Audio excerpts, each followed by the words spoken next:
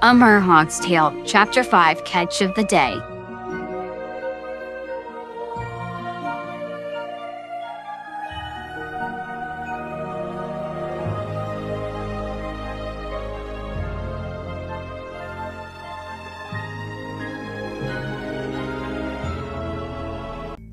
It was night now, and everyone had either gone to bed or were relaxing at home.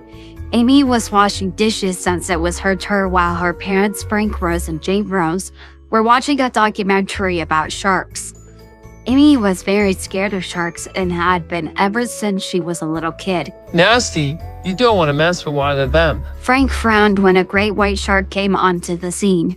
Have you ever seen a great white? Jane smiled as she cuddled closer to her husband. Only once. Took half of my catch for the day and shredded my net. You don't want to mess with them. They'll rip you into tiny bits.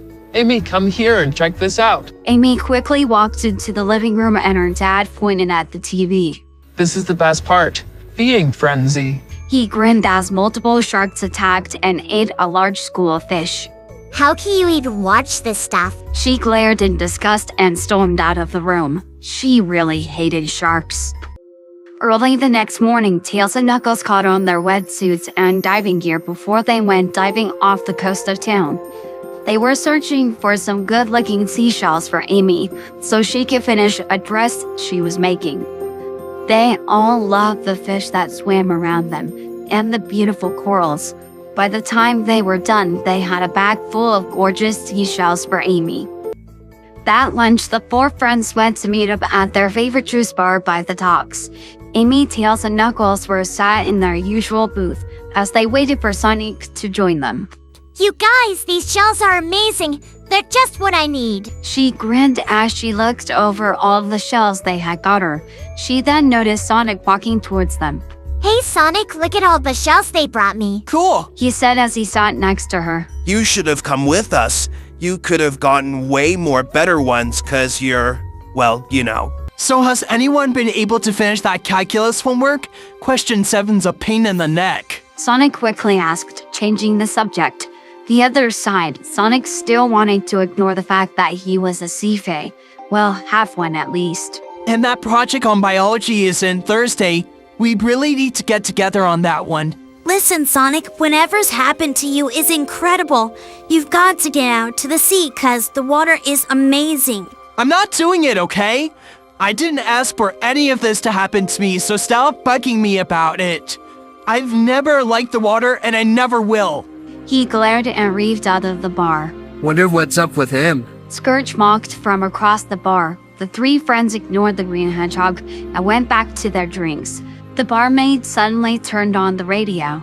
And in local news, there have been reports of nesting sea turtles being caught in fish nets off the coast. Authorities are reminding fishermen to fish away from the nesting grounds. Oh, those poor turtles. You're such a hypocrite. What do you mean? Ain't your dad a fisherman? I bet it's his nets that are catching the turtles. That night, it was just Amy and her dad in the house. Her mother was out with her friends. Here you go, Flower. He smiled and handed her a mug of hot chocolate. She took and looked down nervously. Dad, have you ever caught any sea turtles? She asked, unable to get Scourge's words out of her head. He looked at his daughter with a confused and slightly hurt look on his face. What kind of question is that? It's important. Have you ever caught any sea turtles in one of your nets? Amy, you know me. I do everything by the book. We have the nets with the grids in them, so if a turtle comes in, it's directed to an opening. Plus, we fish miles away from the nesting grounds. But some of the turtles are still being caught. Not by me and not by any fishermen around here. We respect the environment, and we follow the rules. Meanwhile, Tails and Knuckles were back in the ocean to get a few more shells for Amy. While they were collecting the shells, Knuckles looked up and was confused to see a fishing net being dragged through the water. They knew that there shouldn't be any fishing around here, so why was it here? Tails' eyes widened and he pointed at the net. There were two sea turtles trapped inside. The two boys sprung into action. Tails quickly swam to the surface where he saw the two fishermen walking below deck. The kid quickly but carefully climbed onto the boat and started looking for something to free the turtles with. He spotted a knife by the edge of the boat. He grabbed it and jumped back into the water just as the two fishermen returned. Once he was back in the water, Tails and Knuckles started cutting away at the net to free the two turtles. Come on, Jake, we won't meet our quota if we don't move it. One of the fishermen shouted to his companion. Jake pulled a lever and the net started rising out of the water. In the water, Knuckles and Tails had big grins on their faces as they looked at the giant hole in the net while the two turtles swam away. That afternoon, Amy met up with the others at the juice bar like always. But when she got to their usual booth, she noticed the worried looks on Knuckles and Tails' faces. Hey guys, what's going on? She asked as she sat down. Hey, Amy, your dad's on TV. The barmaid said and turned up the TV. Local fishermen today have been confronted by impossible menace from the deep. Commercial fishermen have reported incidents that may involve a rogue shark. And although the fishermen received no injuries, there was severe damage to the net and they lost almost all their catch. The reporter explained before the camera turned to Frank by his boat. I fished in these waters for a long time, and there's only one thing that causes damage like that. A large rogue shark. Poor Dad. Sorry to have to do this, Amy, but your dad didn't catch a shark. It was two turtles. Me and Knuckles cut the net to set it free. No, my dad wouldn't catch turtles. Tails sighed and pulled out the knife he took from the boat, but Amy shrugged. So you found an average fishing knife. Hundreds of fishermen use these. She snapped, but her anger turned to horror when the fox revealed the writing engraved on the handle.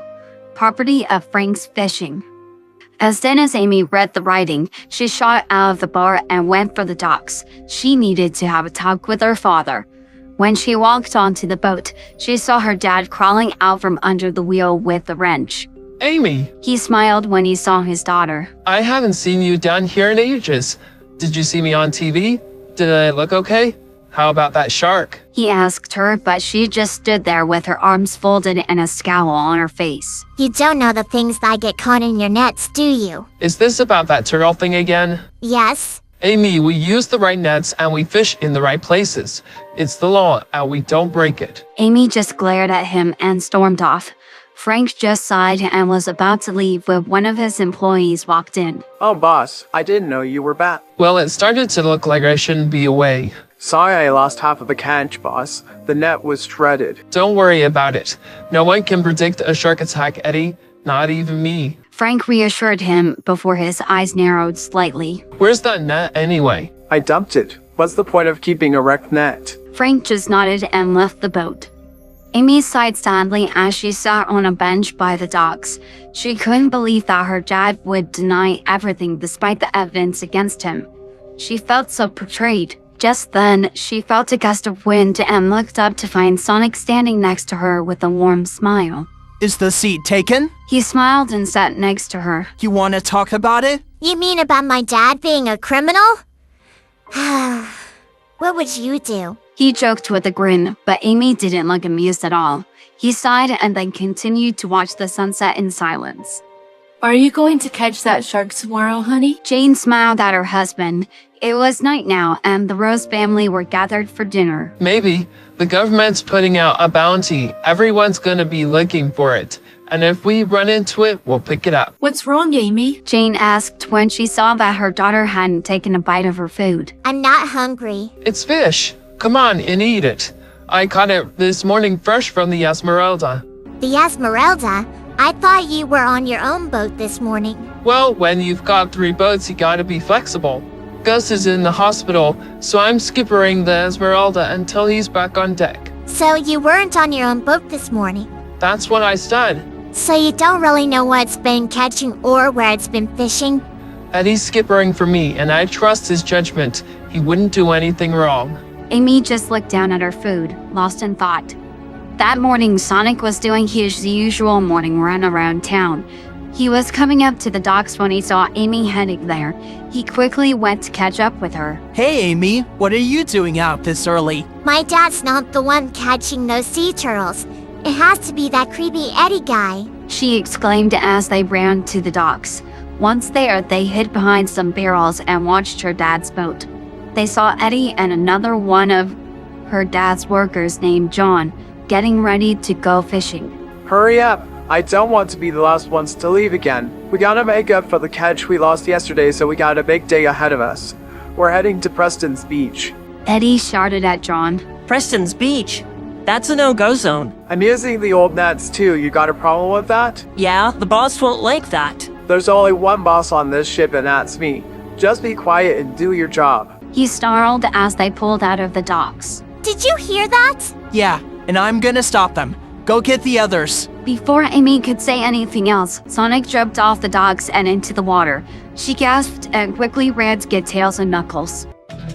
Under the water, Sonic was freaking out. After almost 10 seconds of being in the water, his legs changed into a tail.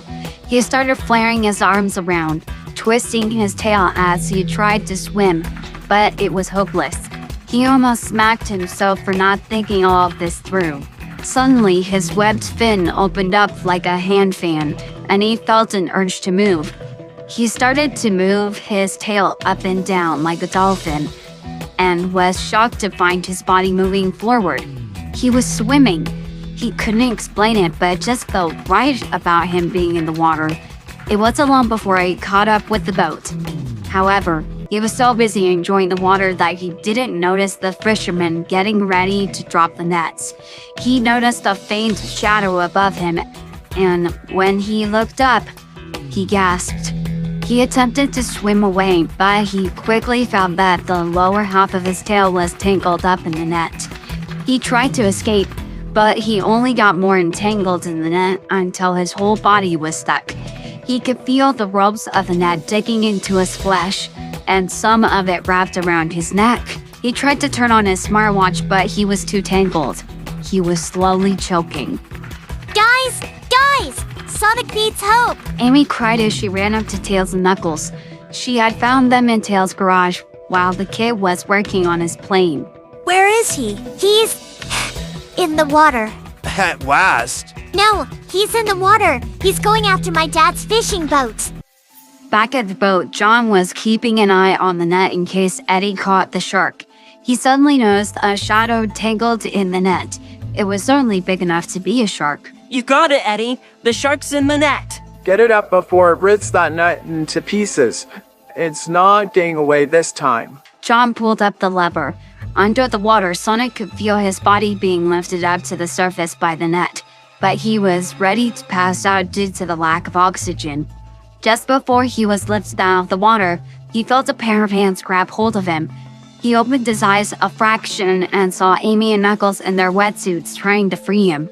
Knuckles quickly pulled out the knife that him and Tails took and started cutting the net open. Once there was a big enough hole, he and Amy reached in and pulled Sonic out. They quickly swam him to a nearby beach where Tails was waiting for them next to his plane. Are you guys okay? Tails asked when they collapsed on the beach in exhaustion. Yeah, thanks, guys. Sonic said, and he gasped to get back some oxygen. That's what friends are for. When Eddie and John returned from fishing, Eddie went to hide all the evidence. The last thing he wanted was for Frank to find out what he had been doing these last few days. You got rid of the net? Eddie growled at John. What net, Eddie? Eddie whipped around and his blood turned to ice when he saw a very angry Frank standing in the doorway. Didn't you hear me, Eddie? I said, what net? He growled, but Eddie just looked to the ground in fear. He didn't know what to say. John, why don't you tell me what's been happening here? Happy team, boss. John replied as he sent a glare at Eddie. I fired him. I trusted Eddie and he broke every rule in the book. I couldn't keep him on after that. Frank told his family that night at dinner as his wife and daughter sat at the table with food. You're so tough, Dad, and I'm sure the turtles will thank you for it. And I'm sorry for doubting you. How did you know he was fishing with the wrong nets in the wrong areas? I heard a whisper. The sea is full of mystery.